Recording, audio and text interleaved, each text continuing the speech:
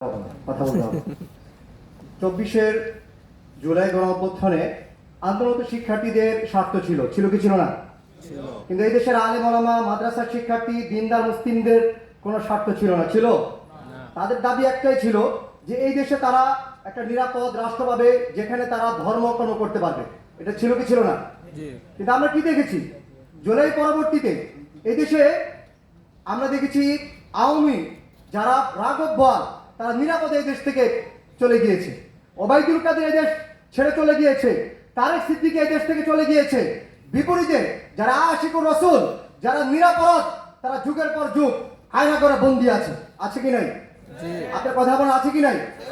আমরা দেখেছি আন্তর্জাতিক ট্রাইব্যুনাল বলেছে বাবাকে আটক রেখে সন্তান থেকে 160 পরাজয় করেছে।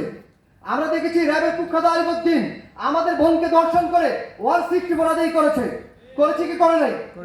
এরপর আমরা দেখেছি জুলাই পরবর্তীতে এই দেশে কোনো জঙ্গি হামলা হয় নাই, হয়েছে? কেউ আহত হয় নাই, কেউ নিহত হয় নাই। এরপরে বলা হচ্ছে আজকে জঙ্গি যুদ্ধের ভয় দেখানো হচ্ছে। আসিফ আদনান ভাইয়ের নামে জঙ্গি মামলা দিয়েছে, রেজাউল করিম আপনার নামে জঙ্গি মামলা দিয়েছে, জাকারিয়া মাসুদ ভাইয়ের নামে জঙ্গি মামলা দিয়েছে। আমরা বলতে চাই যদি জঙ্গি থাকতো তাহলে হাসিনা পরবর্তীতে এই দেশে জঙ্গি হামলা হতো, একটাও হয় নাই, হয়েছে? বরঞ্চ এদেশে স্বরাষ্ট্র উপদেষ্টা বলেছে কোন জঙ্গি এদেশে নাই, এবং ডিএমপির কমিশনার বলেছে এই দেশে হাসিনা জঙ্গি জুজুর নাটক সাজিয়েছে। জুলাই পরবর্তীতে আমরা স্পষ্ট বলতে চাই, যদি এদেশে এলজিবিটির পক্ষে কথা বলতে পারে, সমকামীর অধিকার যদি তাদের পক্ষে কথা বলতে পারে, এবং যারা হচ্ছে নর্তুকি, তারা যদি তাদের পক্ষে কথা বলতে পারে, আমি মুসলিম হই, আমি কেন শরীরের পক্ষে কথা বলতে পারবো না? কেন আমি শরীরের পক্ষে কথা বলে আমাকে জঙ্গি বলা হবে? দেশটা কি তোদের বাবার নাকি? আমরা 10 রক্ত দিয়েছি, 13 রক্ত দিয়েছি, 21 রক্ত দিয়েছি, 24 রক্ত দিয়েছি। এই দেশের রক্তের উপর আমাদের উপদেষ্টারা দাঁড়িয়ে আছে, সুতরাং রক্তের সাথে গাদ্দারি করবেন না। আমরা সুস্পষ্ট বলতে চাই, আম্মা মান আব্বাদুল হিন্দ ফাযহাবু ইলাল হিন্দ, তোমরা যারা হিন্দুস্তানের পূজারী তোমরা হিন্দুস্তানে যাও। ওয়া আম্মা মান আব্বাদু আমেরিকা ফাযহাবু ইলা আমেরিকা, তোমরা যারা আমেরিকার গড, আমেরিকা যাও। লিমানিল আম আসমান কার? লিমানিল আম আল্লাহ। আসমান কার? জমিন কার? সৃষ্টি কার? হুকুমদাতাকে। আমরা আব্বাদুল্লাহ, আমরা আল্লাহর ইবাদত করি, সুতরাং শাসন চলবে কার? শাসন চলবে কার? বলু বিআলা সাদিকুম, এই দিন আমার, এই দিন আমার। তাকবীর, তাকবীর। জাযাকাল্লাহ।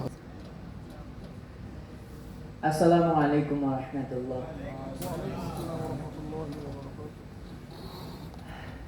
আজকে অনেকের কথাই শুনলাম, এবং এই যে ভাইদের কথা সবচেয়ে কি বলবো, আসলে আমি কি বলবো আমি এটাও বুঝতে পারছি না। কেন জানেন?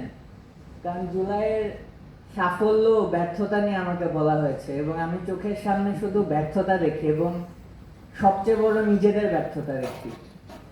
কারণ এই ভাইদেরকে এখন পর্যন্ত আমরা তাদের সেই ন্যায় দিতে পারি না। এইটাই আমার সবচেয়ে বড় দুঃখ। আমার সাথে কি হয়েছে সেটা অনেকে জানে, অনেকে জানে না, অনেকে অনেক গুজব নিয়ে শুনেছে। তবে বর্তমানে এই বছরে, চলতি বছরের 18 মে আমার চাকরি খাওয়া হয়। কেন? 10 মাস ধরে আমাকে চুপ করানোর চেষ্টা করা হয় যে তুমি সিস্টেমের মধ্যে যেমন আসো অমনে চলতে থাকো, তোমার চাকরি নর্মাল হিসাবে চলে যাবে। এবং আমি যে ভিডিওটা বানিয়েছিলাম সেই ভিডিওটা ডিলিট করে ফেলতে বলা হয়। আমি একদম সার্ভিং একটা ব্রিগেডিয়ার জেনারেল, যেটাকে নেভিতে বলে কমোডোর, তার সামনে দাঁড়িয়ে বলেছে আমি করব না। এবং এরপরে যদি আমাকে নর্মাল অফিসারের মতো ট্রিট করতে পারেন করেন, না হলে বের করে দেন। সো তারা চুজ করলো যে বের করে দেব।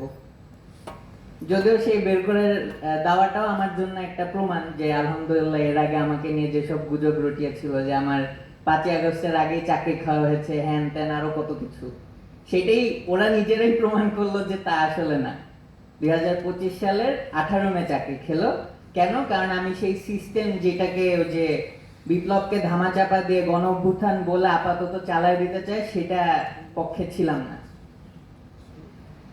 যাই হোক, সো আমার সেই সময়ের কিছু চেতনা আপনাদের কাছে তুলে ধরতে চাই, যাতে আপনারা বুঝতে পারেন যে আমার মতো একটা সার্ভিং অফিসার কেন এই কাজ করতে গেল, কি কারণ ছিল। আবু জাহালকে যারা মেরেছিলেন তাদের মধ্যে দুইজন ছেলে ছিলেন, একজন ছিলেন মুয়াজ ইবেন আমর, আরেকজন ছিলেন মুয়াজ, দুইজনের নামই ছিলেন মুয়াজ আমর, আরেকজন নামটা মনে আসছে না। হ্যাঁ, এক্স্যাক্টলি। সো ওনাদের একটা কথা আমার মনে পড়েছিল এই আপনার জুলাই আগস্টের সময়। আমার ছোট ভাই, এই যে এই ভাইদেরকে দেখে আরো অন্যান্য ছোট ছেলেরা, যে এরা রাস্তায় নেমে কি করছে, এবং আমরা এই ইউনিফর্ম পরে এক একজন এক একটা বেজের মধ্যে বসে সিনিয়ররা যা বলতেছে ইয়েস স্যার, আই স্যার, করছি স্যার। কেউ কেউ আবার পাল্লা চুপ করে লুকায় বয়া থাকে যে আমার সামনে যাওয়ারই দরকার নেই, ক্যাচালে কেন পড়বো, চাকরি বাঁচাইতে হবে, র্যাঙ্কটা বাঁচা, একে উপরে যাই, পয়টা পড়া দেখা যাবে, রিটায়ারমেন্ট হইলে তখন যদি আবার জুলাই হয় তখন করবো, সমস্যা নেই। বুঝছেন? তো এই যে এইগুলো চলছে, এর মধ্যে কি মনে হয় সবাই কি এরকম ছিল? না। একটা সৈনিক দেখলাম যে একটা রাইফেলের ব্যারেল বের করে সে দেখালো যে দেখেন আমাদের হাতে এই অস্ত্র তুলে দিচ্ছে জনগণকে মারার জন্য। আবার একটা অফিসার তার ভয়েস রেকর্ডিং দিল, আরেকজন তার বুটের ছবি দিল। তা আমি ভাবলাম যে ভাই এগুলো তো কেউ বিশ্বাস করতেছে না, সবাই ভাবতেছে যে এগুলো ফেক, ওই জোশ তো আসতেছে না। অনেকের সাথেই বললাম যে ভাই কিছু একটা করি, চলেন। বলে যে কি করবি, তারপর তো তুই যাবি, তোর পিছেই সবাই লাগবে, হয় তোরে বলবে জঙ্গি, আর তার উপর তো মাশাআল্লাহ তোর যে দাড়ি। এবং কি আমার এক সিনিয়র কমান্ডার, নামটা না বলি, সে আমাকে বলছে তুমি এর মধ্যে কিন্তু বাইরে টাইরে যেও না, তোমারও তুলে নিয়ে যেতে পারে। তখন আমি বললাম ভাই মানে সরি স্যার, আমাকেই যদি তুলে নিয়ে যায় দেন আমার আর চাকরি করার দরকারটা কি? সেই ব্যক্তি আবার এই যে 18 তারিখ যখন ছাত্রলীগ ঢুকে গেল ডিওএইচএস এ, তার বাড়ি ছিল ডিওএইচএস এ, তার ফ্যামিলি থাকতো, সে ভয়ের চোটে তার পুরো ফ্যামিলি নিয়ে চলে আসলো বেজের মধ্যে। এই হলো আমাদের কিছু অফিসার।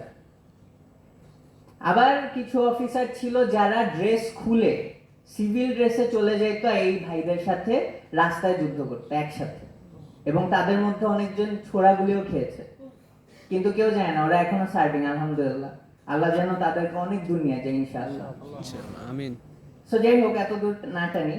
তো এই সব দেখতে দেখতে 24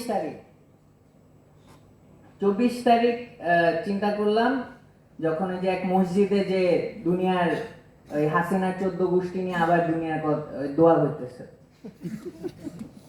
এগুলো নিয়ে রাগ উঠলো। 27 তারিখ একটা কোরআনের একটা আয়াত দিলাম, 27 বা 28 তারিখ, যে যেই জাতি নিজের অবস্থা চেঞ্জ না করতে পারে সেই জাতিকে আল্লাহ হেল্প করে না, বা আল্লাহ এদের যারা নিজেদের অবস্থা পরিবর্তন করতে চায় এবং প্রচেষ্টা করে তাদেরকে আল্লাহ হেল্প করে।